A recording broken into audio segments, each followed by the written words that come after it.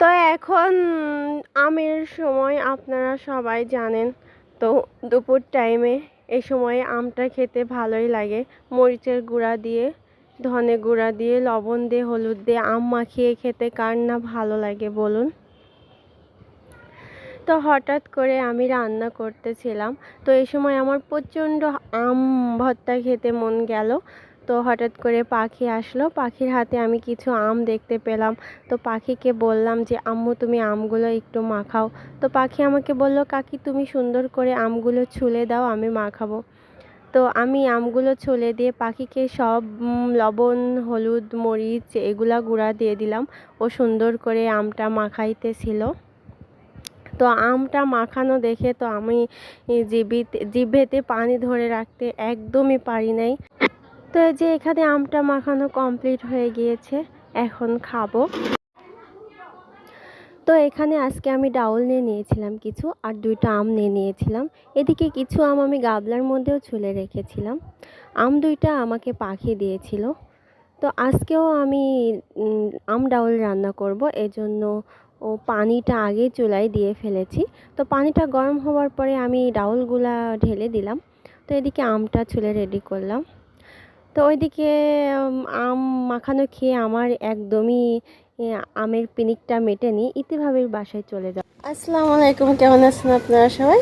আশা করি যে যেখানে আছেন ভালো আছেন, সুস্থ আছেন। আল্লাহ তাআলার অশেষ রহমতে আমিও ভালো আছি, সুস্থ আছি। তো প্রতিদিনের মতো চলে এসেছি আবারও নতুন একটা ব্লগ নিয়ে। তো আজকে ব্লগের শুরুতে যাচ্ছি ইতিভাবের বাসায় কিছু আম নিয়ে। ইতিভাবের সঙ্গে আম হচ্ছে গাছে হেজবো।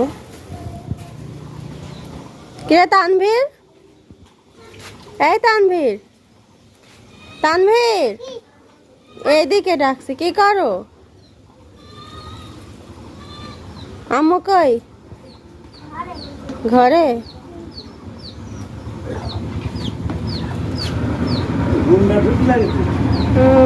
এই দেখেন তানভীর কি করে সাইকেল ধরছে, পরিষ্কার একটা ছেলে।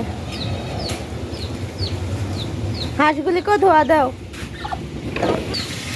এই ভাবি চলছে কি ভাবি?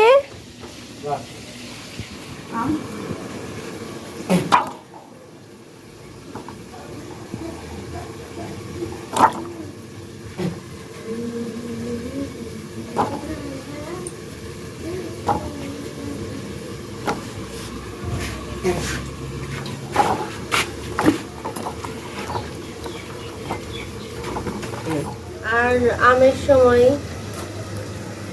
সময় আম ভর্তা দুপুর টাইমে খেতে ভালোই লাগে না ভাবি?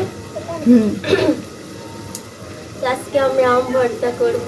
আর এই আম ভর্তা দেখে কার কার জিভে জল আসে সবাই কমেন্ট বক্সে জানাবেন। তো আমগুলো আমি আর ছায়ামণি ছুলে রেডি করে তারপর ভর্তা করব, আপনাদের সঙ্গে নিশ্চয়ই শেয়ার করব। না গলা পড়া কিছু নেই।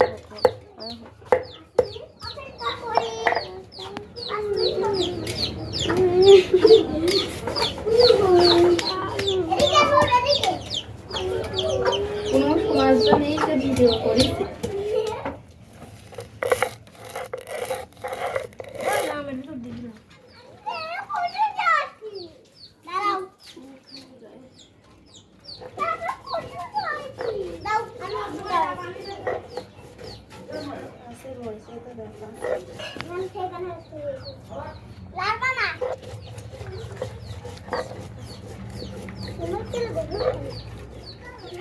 না গলা পড়া কিছু নেই।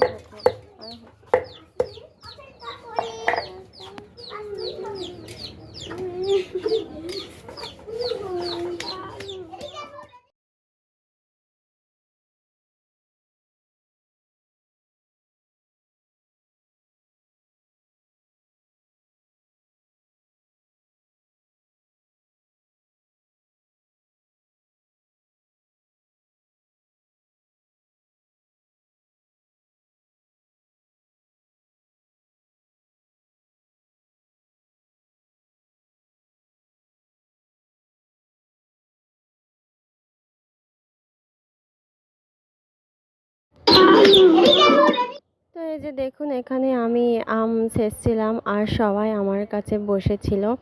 এখানে ছিল আবির, ইতি ভাবি, তানভীর আর হচ্ছে নূর ছিল। তো এখানে ভাবি বলছিল যে আমি রান্না করতেছি, তুমি আমগুলা ছেঁচো, কারণ আমিও সেটা বুঝলাম যে ভাবি রান্না করতেছে আগুনের আছে, অনেক কষ্টে রান্না করতেছে আর আগুনের আছে অনেক গরম ধরছে। তো ভাবির কথা রাখতে আমি সরিষা বাটা, মরিচ বাটা আর আম থেঁতা করে নিলাম ঝটপট। তো আমটা থেঁতা করতে গিয়ে যে আমি কতবার জিভেতে পানি আসছে, কতবার যে ঢোক গিয়েছি সেটা আর বলে বোঝানো যাবে না।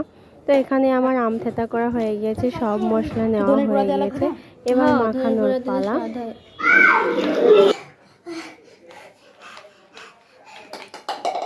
কেমন হয়েছে আবির? তো এই যে ওইদিকে আম ছেঁচা খেয়ে তো সবাই ঝালে সুস্বাদ।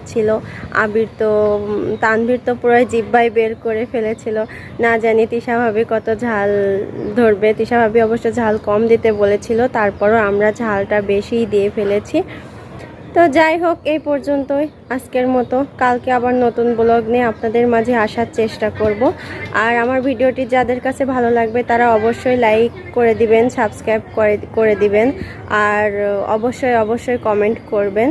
আজকের মতো সবাই ভালো থাকবেন, সুস্থ থাকবেন। আল্লাহ হাফেজ।